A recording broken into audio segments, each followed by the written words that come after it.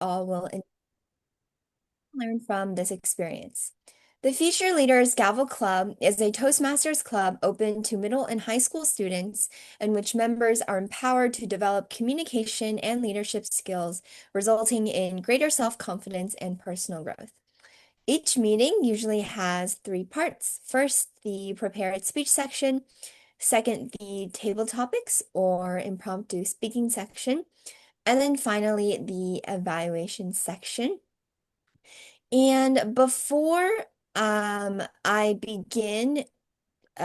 begin tonight's meeting, I just want to announce that the table topics competition will be coming up very soon. I believe it is the North America Table Topics Contest. And before that, we need to do our intra-club FLGC Table Topics Contest. As usual, very similar to our other contests like the speech and the speech evaluation contests. And we hope to and plan to host that Table Topics intra-club FLGC competition next Wednesday, which is September the 24th, which is a few days before the actual table topics competition, which I believe is that weekend of next week. So, quick raise of hands. I would just like to see who would be interested in participating in the table topics competition. So if you guys could raise your hand, that would be great. And then that way we could, I can write down your names and then create the schedule.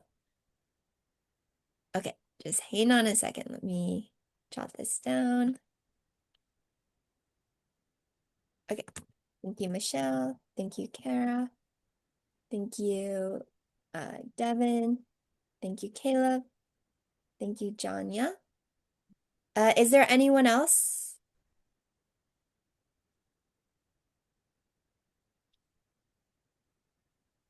Okay, if you don't know now, that is totally fine.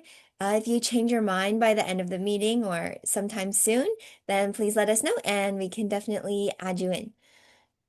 Okay, with that being said, I would like to pass it to our Toastmaster for today, who is Michelle. Michelle, take it away. Thank you, Claire.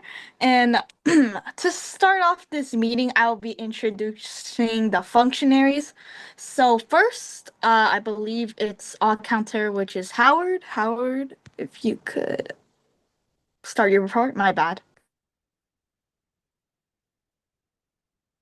Oh, it seems that I just got a message from Howard who said he may not want to do the counter role today. So in that case, is there anyone else who would like to take the role? Ethan, would you like to take the role? Yes, please. Okay, perfect. Thanks. Ethan, would you like to read the description for the eye counter role? Wait, how do I? Yeah, we can give you a. I'm gonna open the docs.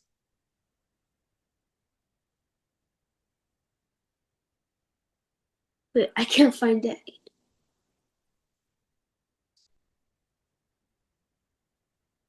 It appears I can't really seem to locate it. No worries. I believe I found the document. So let me just put it in the chat and then Ethan, you can read off it.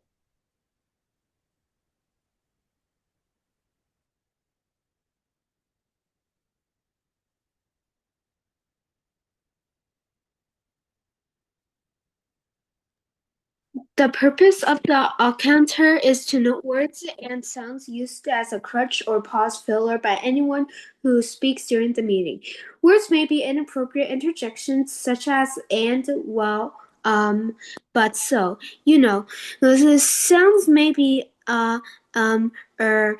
You should also note when a speaker repeats a word or a phrase such as I, or this means, this means. Thank you for that. Sorry. Thank you for that all counters explanation. And now we will be having our grammarian, which is Claire. So take it away.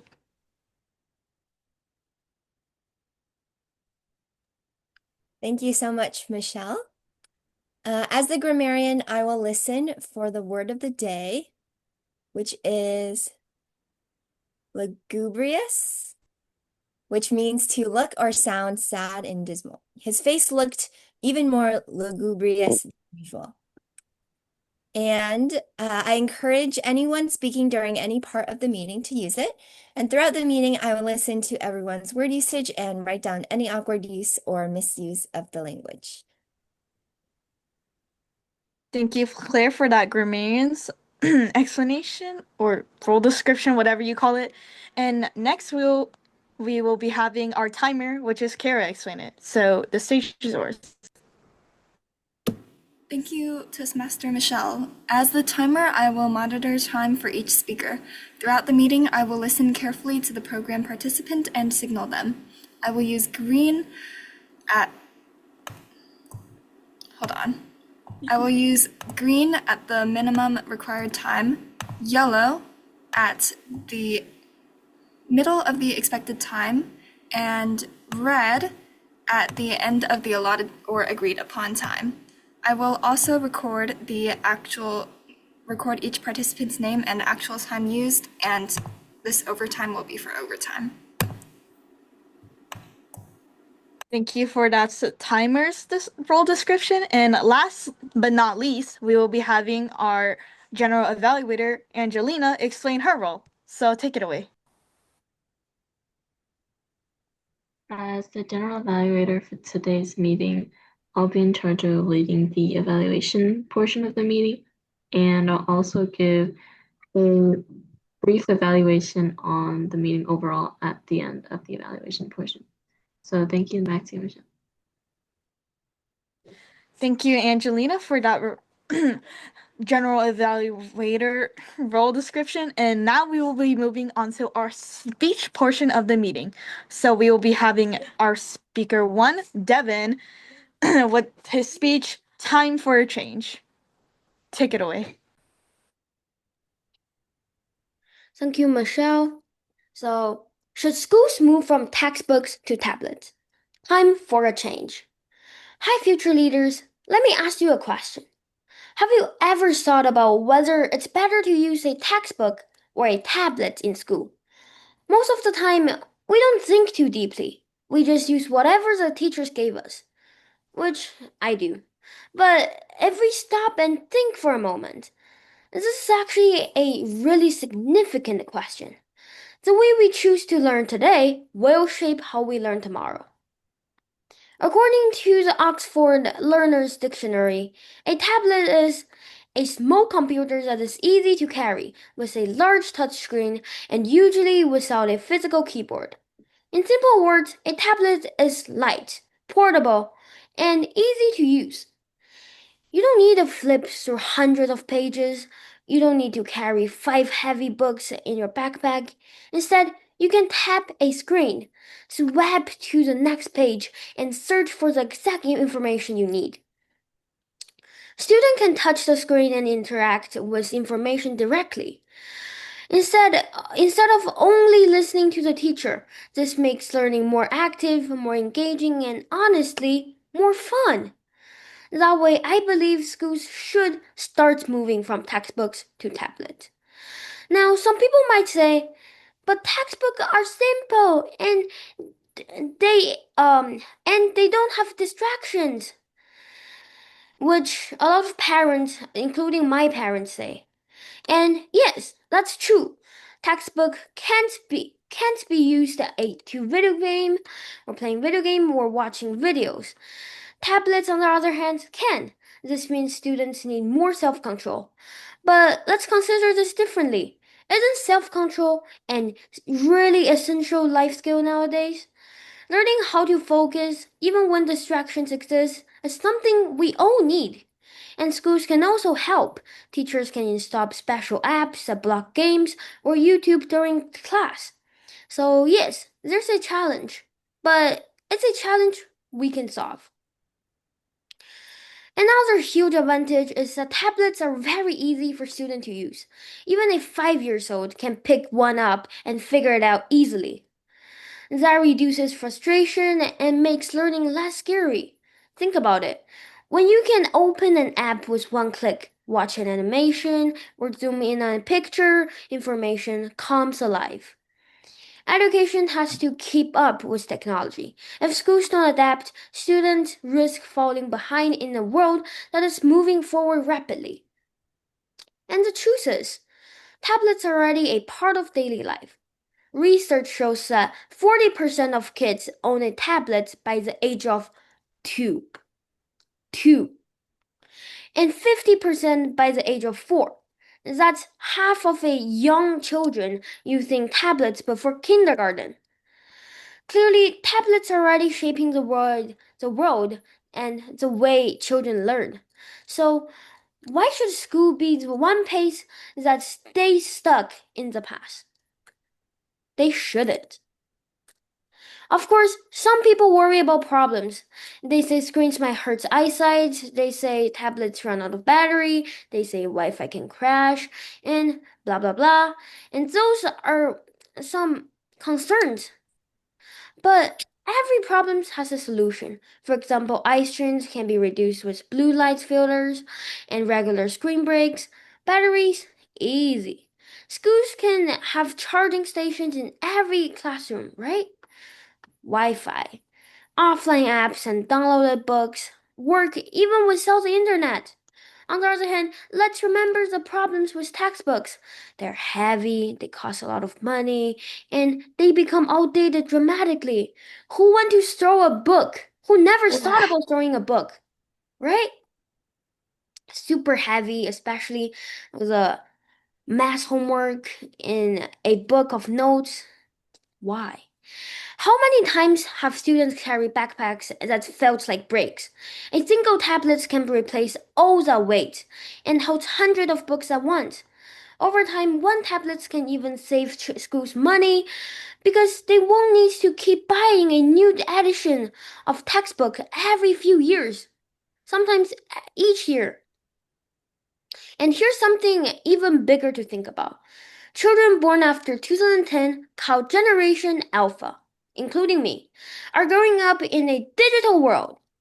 They use tablets at home, tablets at the doctor's office, and sometimes even tablets to talk to grandparents far away, like we're in a meeting. Tablets now include educational apps, and in the near future, schools may even use AI tutors and give each student personal helps. Imagine a future where every student has a personal coach inside their tablet, guiding them step by step. That would be great, right? That future is not far away. If school starts using tablets now, students will be ready for the world that's coming. In the end, the answer is clear. Tablets are portable, lightweight, advanced, and better for the future of education. Textbooks are not useless, and they can still be helpful. But tablets, on the other hand, give students more flexibility, more opportunities, and more preparation for the modern world. Schools don't have to switch all at once, but they should begin moving that direction right now. Right now. Technology is here to stay, and it goes fast. Education should move forward with it. So here's my suggestion. Sometimes we can still use textbooks, but we should also work with tablets. Let's take the best of both worlds. Let's not hold education back when the tools is ready the future. Thank you.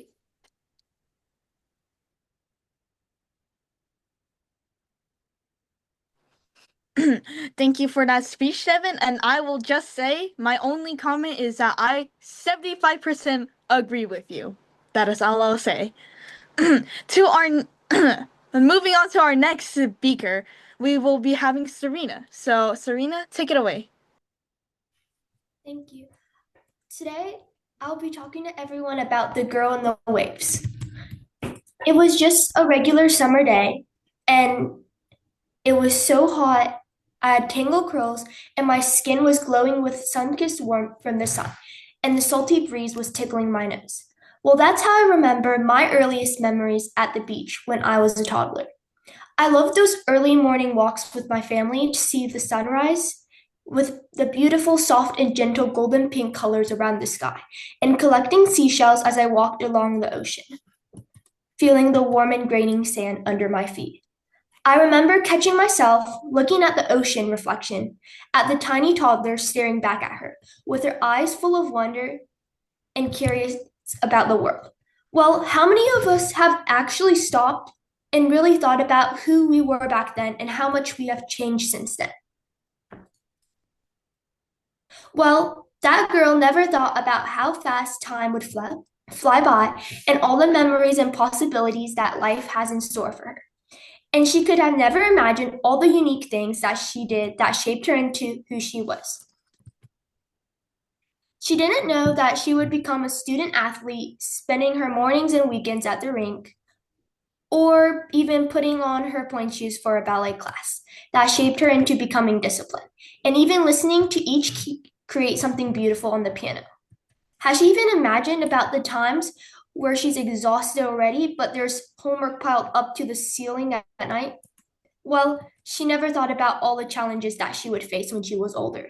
She also faced numerous challenges like moving to a different city and transferring to different schools, overcoming her fears and pushing through those hard days. But all of that has made her into a more strong and courageous girl, ready to face new things and changes. It may seem that life is hard and tiring sometimes, but there are so many exciting and positive things in life too. She never thought about all the new friends and coaches she has met, and how if there was never change, she would never have met such amazing people in life that have supported her all the way till today, guiding her as she continues on in her life. Starting over isn't always bad, and it makes her open up to new beginnings as time moved on. But isn't that what growing up is all about? It's about stepping into things we never expected, discovering new features of ourselves, and learning to always persevere even when times are rough. Growing up is about balancing your school, sports, health, and your family and friends, and it's completely okay to make mistakes along the way. Whether you fall at practice or you just don't get the best grade when you're taking a test, just know to never give up, and you should always learn from your mistakes so you can grow to become a better person each day. Well, now let's go back to the beginning. The beach really plays a role in representing who I am in life, as some of my first memories and vacations were made there with my family and friends. The tides that moved along the way represents everyone's life. Sometimes it can be gentle, while other tough times it can be rough. But I know it's always pushing me to be the best I can. When I return to the beach now, it's not just the beach where I'm sitting with my family and friends under the bright sun on a hot day, or watching the sunsets or sunrises in the night or the morning. Those play a role too, but there's a completely different point of view of the beach when I hear it now. I don't see the reflection of the little toddler in the water anymore, but there is a reflection of a young girl who is grown now, carrying so many new memories and experiences that little girl has never imagined. The beach may be the same exact one from 10 years ago. It's still the same waves, and it's still the sand under my feet, but there's a different girl. It wasn't the shy little girl, but a taller, older, and braver girl, not afraid to try new things. The beauty of the growth can change, and it can be so significant as I return. So, the next time when you return to a childhood home or a vacation spot you went as a child, ask yourself what I said to you all today. Who did you become, and what would the little kid think if they saw you today? Thank you, and back to you.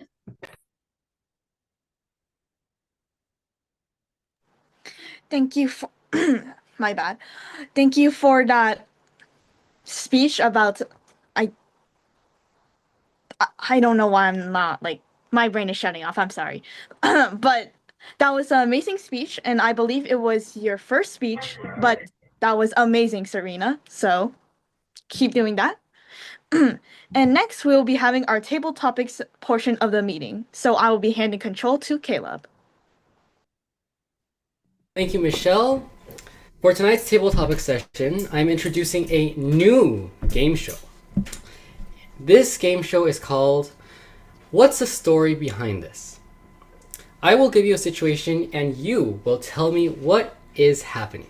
Remember that there is no right or wrong answer. Let your imagination fly and practice your impromptu speaking skills.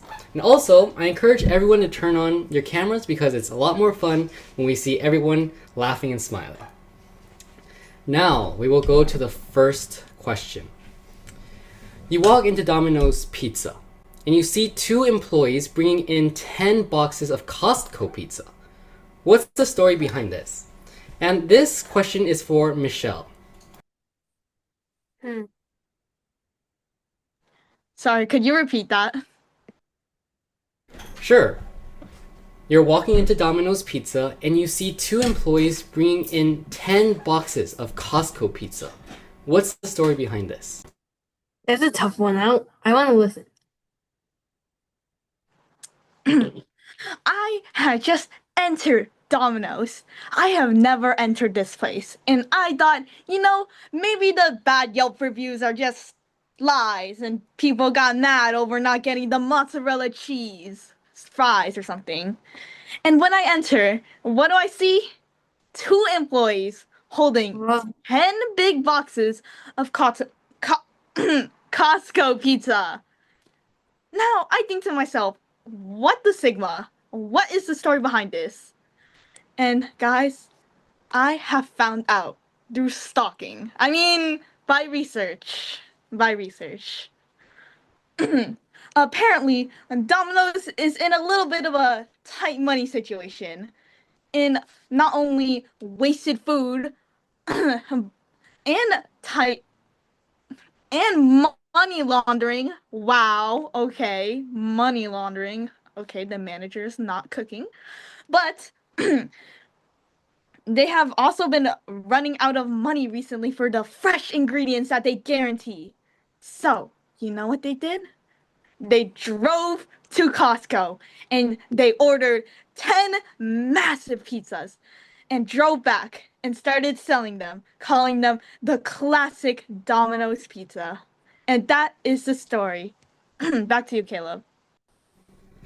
Thank you, Michelle, for sharing with us what this story was all about. Now we will move on to our next question. At your local grocery store, you see two people just one person pushing a cart filled with nothing but 200 cucumbers. Again, that's one person pushing a shopping cart filled with 200 cucumbers. What's the story behind this? And this question is for Kara. Thank you, Caleb, for that fascinating question. Mary buys 200 cucumbers. I already forget the number. I think it was 200. And she sells each cucumber for $3 each.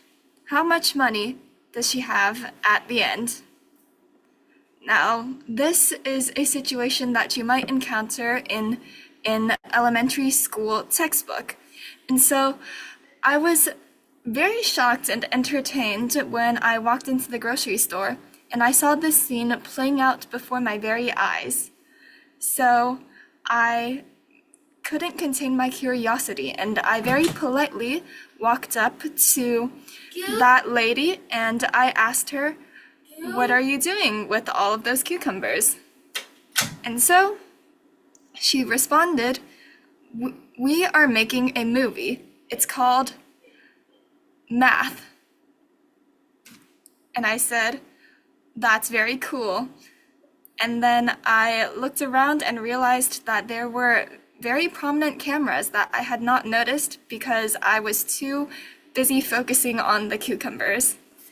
And that is the story of my very fascinating encounter at the supermarket. So they hired me and I am their salesperson now, so go watch Math the movie. Thank you. Thank you, Kara. That sounds like a very interesting movie, and I'd definitely like to see that scene where you actually were in it. Now we'll go on to the next question. You open the mail to see an official letter inviting you to a formal dinner at the White House. What's the story behind this?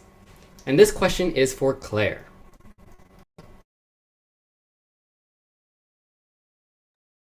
Thank you, Caleb, for the question.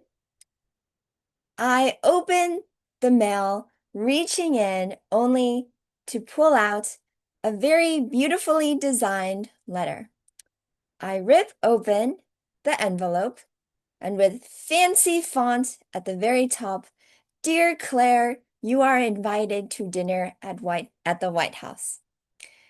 With a shock of surprise, I immediately knew that this moment was waiting for me. Because the week before my receival of this letter, I had also encountered the lady who had bought 300 cucumbers at the grocery store. And so curious I had to eavesdrop on her conversation with one of the workers. She happened to detail her story of how her young son, Jerry, was obsessed with cucumbers. She could not appease him if she did not have cucumbers to offer during breakfast, lunch, and dinner. And so she ran out of her stashes so fast that at the start of every week, she had to buy an enormous stash of cucumbers to maintain her wonderful supply. And so, as a journalist myself, I was so captivated by this amazing story that I had to write a very long, detailed encounter with all the dialogue and climax of the encounter at the grocery store and officially email it to the White House. Of course, that night, the White House promptly responded. They were so intrigued by my story that they knew they had to release this to the entire world. And of course, they had to meet the journalists themselves. So as I read the letter again and folded it up, I could only think in happiness as I went to sleep that night about the wonderful cucumber encounter and all the adventures I would experience at that White House dinner. Thank you, and back to you, Caleb. Thank you, Claire, for your response. That is definitely a unique way to get an invitation to the White House. Now we will go on to the next question. You walk into Best Buy, and all the shelves that are normally filled with TVs are instead filled with fruits and vegetables. What's the story behind this? And this question is for Andrew. So when I walk into Best Buy, and I typically go to Best Buy to buy like some electronics, but when I go in, it's suddenly a grocery store, and I see all these different types of fruit and vegetables. So I think, this is some kind of prank. But no, the employee literally just said, "Oh, yeah, this is our official selection of products. Maybe look at this wonderful apple. It's so yeah." And then I'm very confused because typically, it doesn't. Best Buy doesn't sell groceries. So then I search it up, and it says Best Buy sells groceries. And I'm like, how did this change overnight? So then I did a bit more research. Turns out Best Buy, the CEO was suddenly changed to this person who really loved groceries. So he decided he needs to make everybody be able to have fresh, nice groceries. So instead of having Best Buy selling electronics, he changed it into groceries. And then turns out groceries was the perfect sector for Best Buy, as now they're earning a lot more money than before. So, and then as I walk out, I'm like, maybe I should buy some Best Buy stock. It sounds like a very good investment.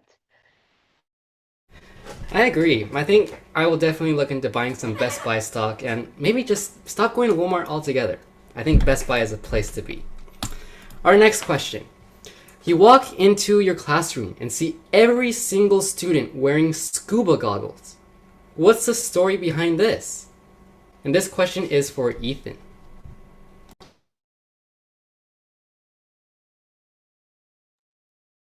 Can you repeat it? Sure. You walk into your classroom and every single one of your classmates is wearing scuba goggles.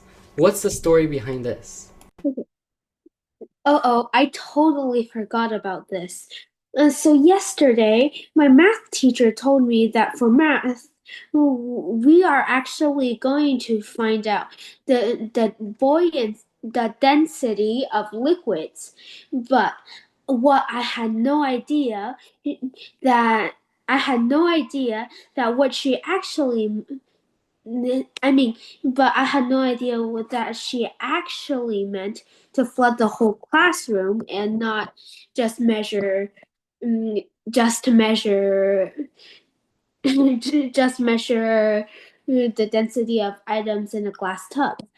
So the next day, I walk into so when I walk into class, there was this giant pool, and then there was this crane which was going to put the classroom underwater. Everyone was wearing scuba goggles and and I just jumped right in the water and then measured my own density.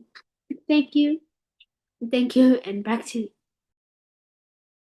Thank you, Ethan, for that response. And it sounds like this might also be part of that famous movie, Math. So I will definitely try to find out where that scene is and watch it. Now we'll go on to the next question. You walk past the laundromat and see someone trying to wash 30 pairs of roller skates. What's the story behind this? And sorry, I forgot. I was so enmeshed in thinking about the 30 roller skates that this question will be for Angelina. Thank you, Caleb, for the silly question. So, I was walking into the laundromat one day to do my laundry, and I look over my shoulder and I see someone who's trying to wash 30 pairs of roller skates. That's very weird, I think to myself. I continue watching them for a while, and I watch them realize that they're not going to be able to wash roller skates in the washing machine. And so I see them take the roller skates outside and scrub them off one by one. I'm very, my curiosity was piqued, so I go over and ask them, what happened to all those roller skates that you need to wash them? They told me that someone had the great idea to have a roller skating party in a pool of bubble solution. And apparently that destroyed all the roller skates, and they had to wash the solution off. I asked, why would someone want to do that? And apparently someone saw it in the math movie and they wanted to replicate it. So they had the silly idea to try and replicate it in real life. And it did not turn out so great. So now here they are washing the roller skates one by one with soap and a scrub. Thank you, and back to you, Caleb. Thank you, Angelina, for your response. It's all tying back to this math movie. All right, we will move on to the next question. At an amusement park, the roller coaster is full of people wearing business suits. What's the story behind this? And this question is for Janya.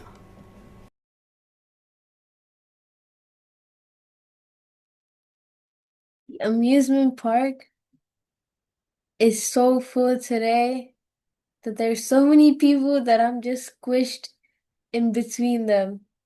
I just wanted to try the roller coaster first, but the people wouldn't let me go. There's so many of them.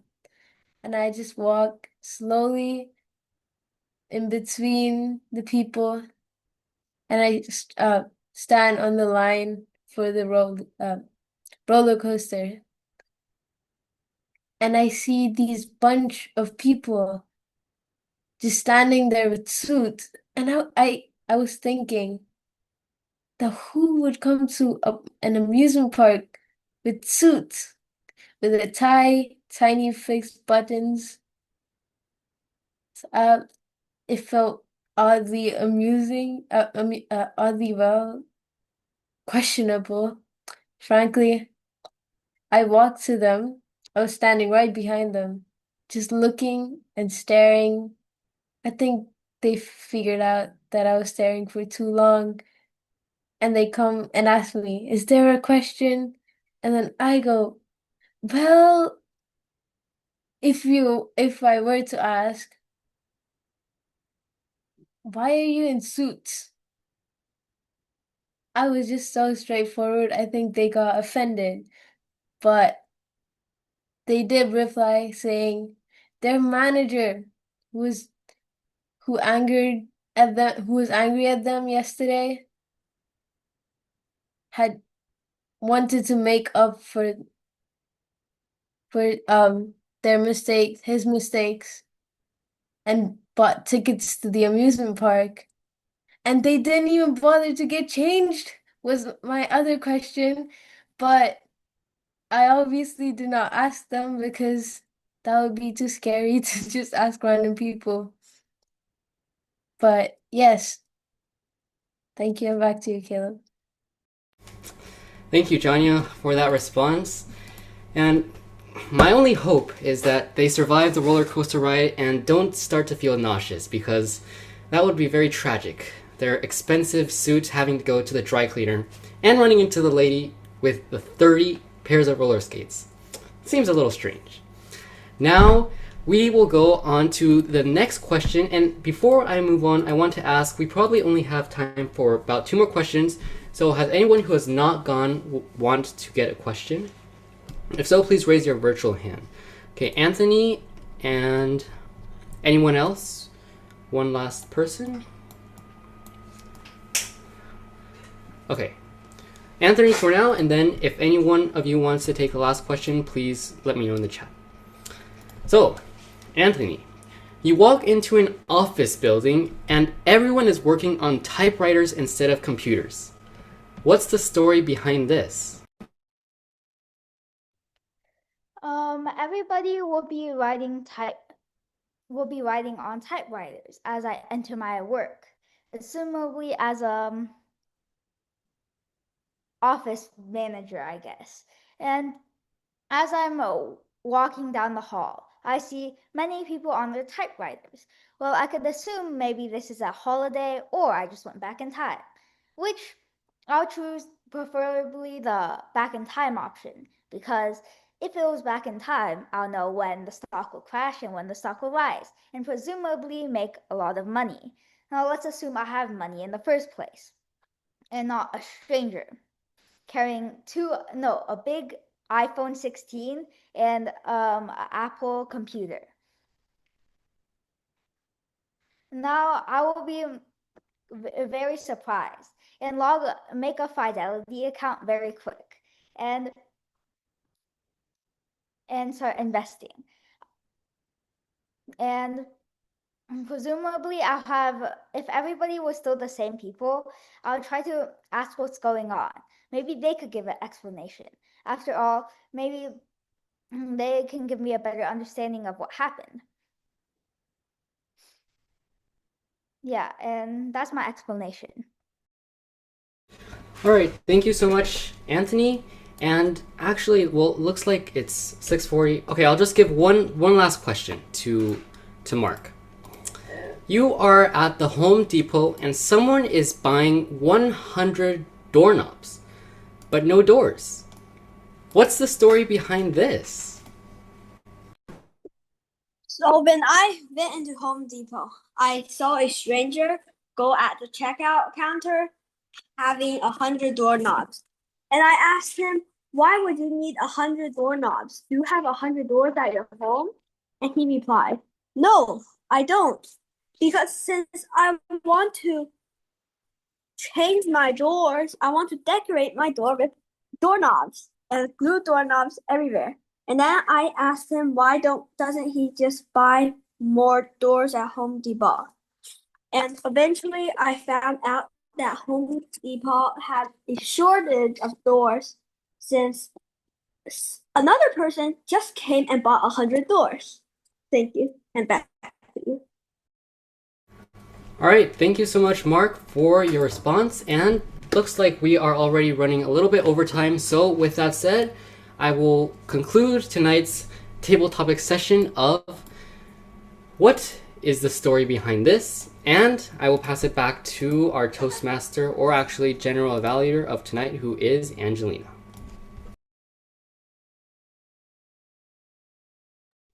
Yeah, thank you, Caleb. So now we'll start the evaluation portion of the meeting, and we'll start with the speech one evaluator, who is Janya.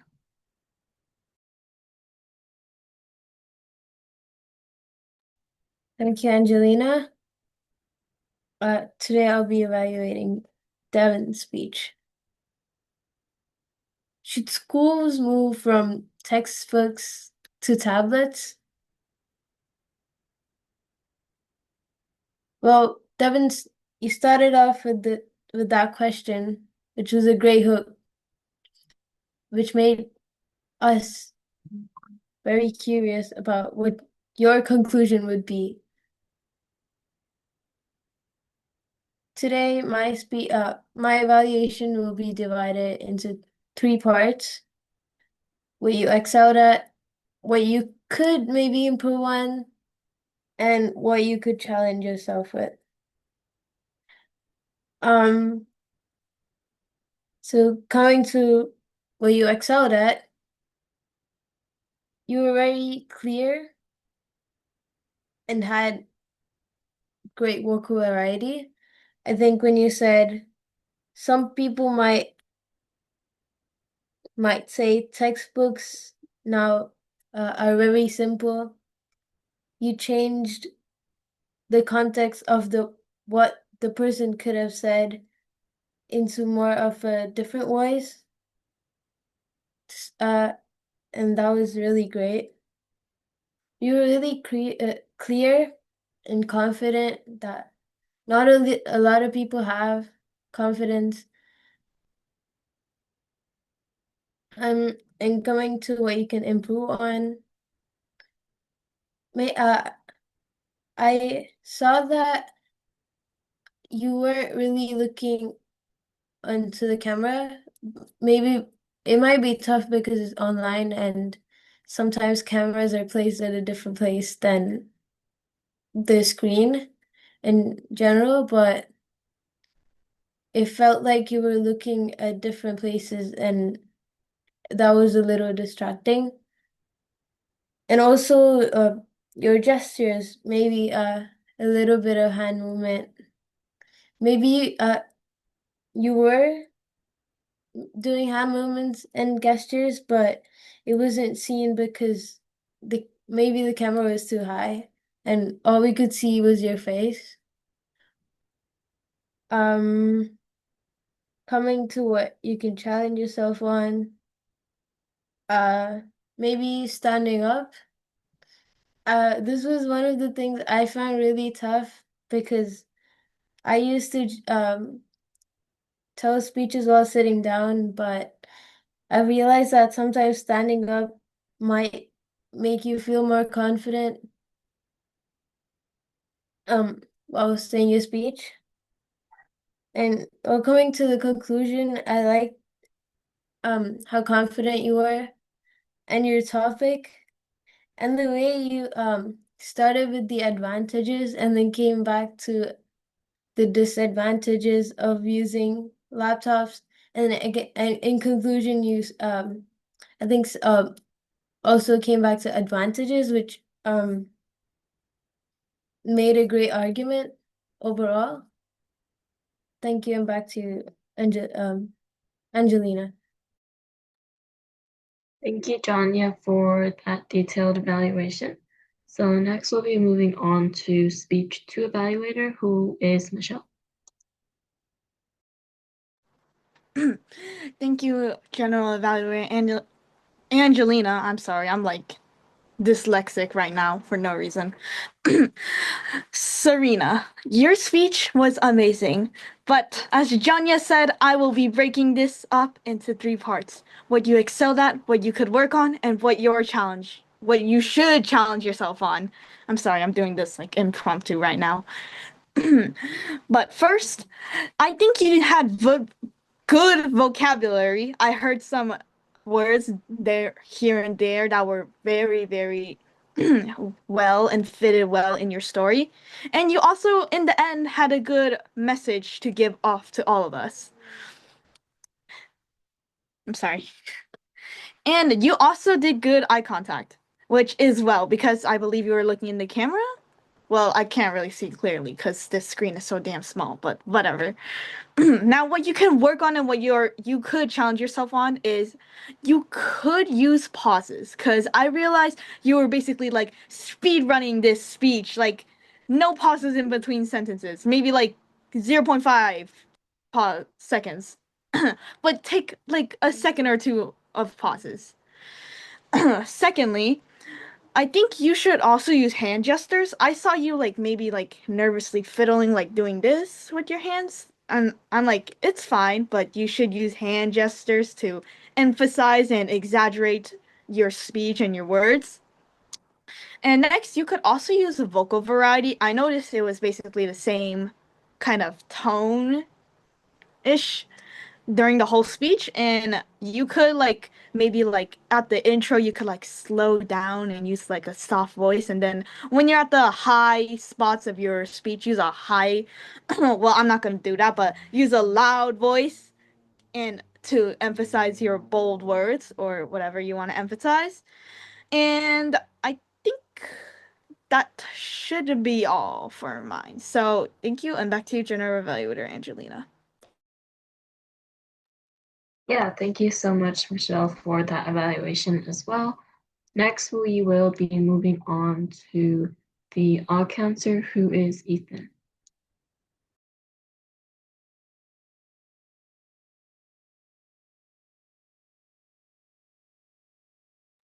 Sorry, I was muted. So for speaker one, Devin, I have one unrepeated, can't be repeated, but repeated two, but I think it's for emphasis, repeated and. Speaker two said flood instead of flyby. A few pauses, a few stumbles. Table topics one, Michelle said Table topics two, Kara is nothing. Table topics three, Claire, nothing. Table topics four, Andrew, a few stumbles. Table topics five, me, a few stumbles and repeats. Table topics six, Angelina, nothing. Table topics eight, seven, Janya, repeated try to. Table topics eight, Anthony, repeated two times. And table topics nine, Mark, nothing. Janya said three times and repeated and evaluation for Michelle. She stumbled a little. Thank you, and back to you. Thank you, Ethan, for the odd counter report.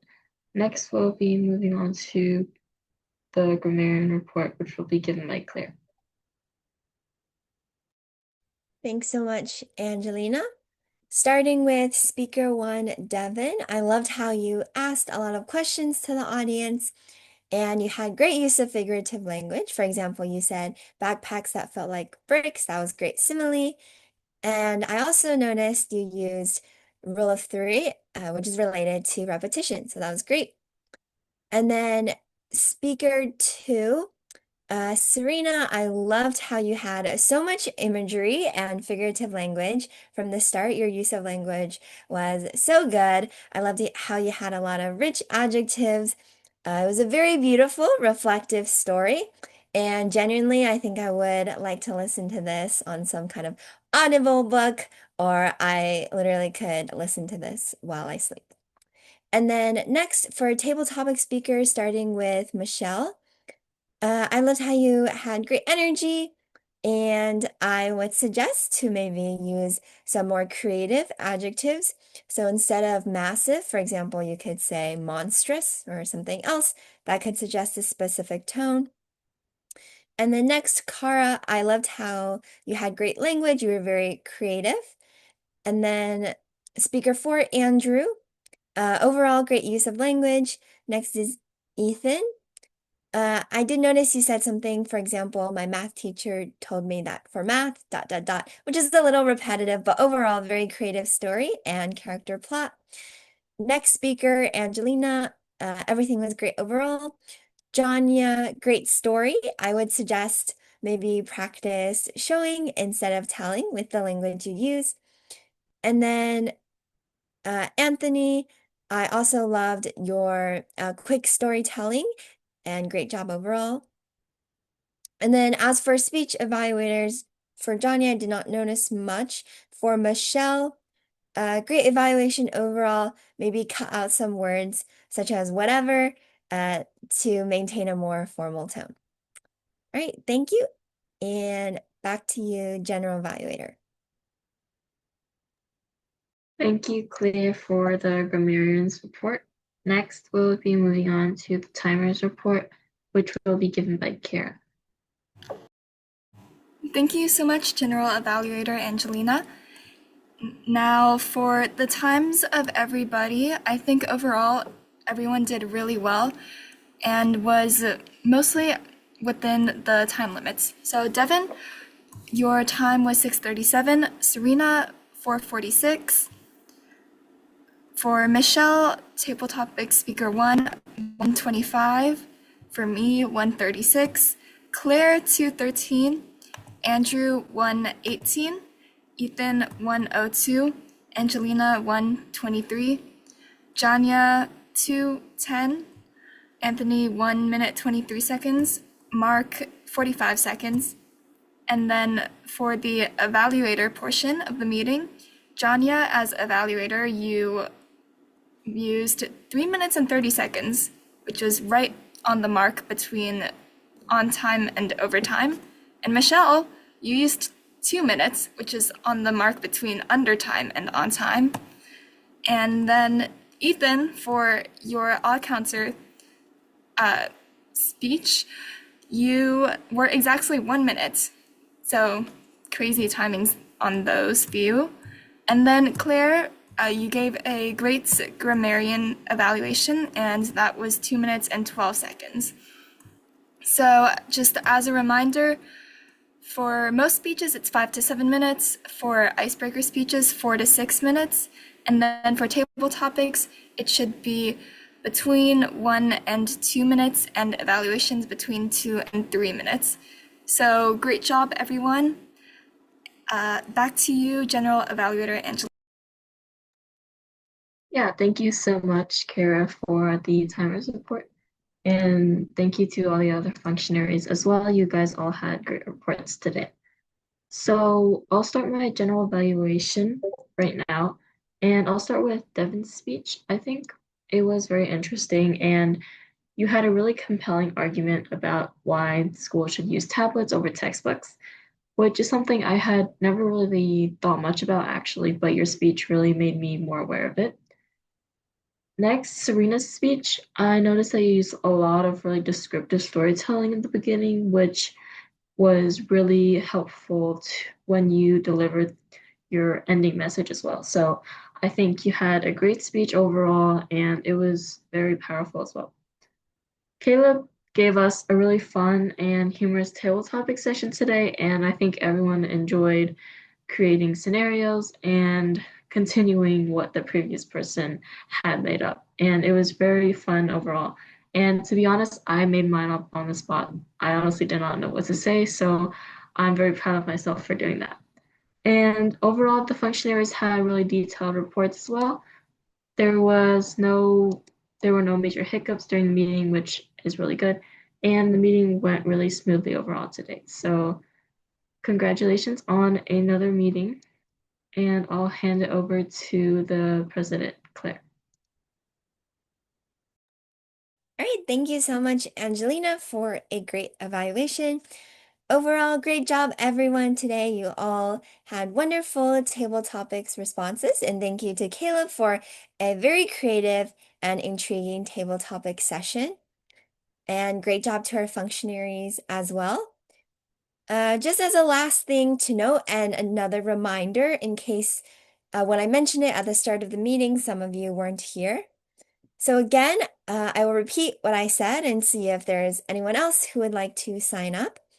But next Wednesday, September 24th, will be our intra-club table topics competition. And if you don't know how this works, basically it'll be like our normal table topics, except we'll have one question and then everyone will get their chance to say their response in the main room. And then based on our judges' decisions, we will have one winner from the FLGC Intra-Club competition who will get to compete in the North American table topics competition, which I believe should be the Sunday of that week. So should be September 28th. Correct me if I'm wrong. But that should be the date. So currently, here are all the names that I have down. So I have Michelle, Cara, Devin, Caleb, Janya, and Luxman. Is there anyone else who would like to participate next week?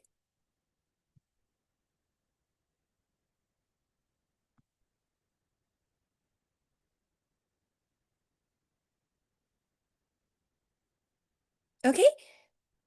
I greatly encourage you, if maybe you're on the fence about it, I encourage you to participate since I think it's a great opportunity to practice your table topic skills. But if you ever change your mind, you can always email us and let us know before the contest date, preferably as soon as you can, and then we can always add your name in. And then Devin says, do we have to prepare anything? So this will be like our normal table topics contest. So of course you will not know the question ahead of time, but of course you're free to prepare however you would like for the table topics competition.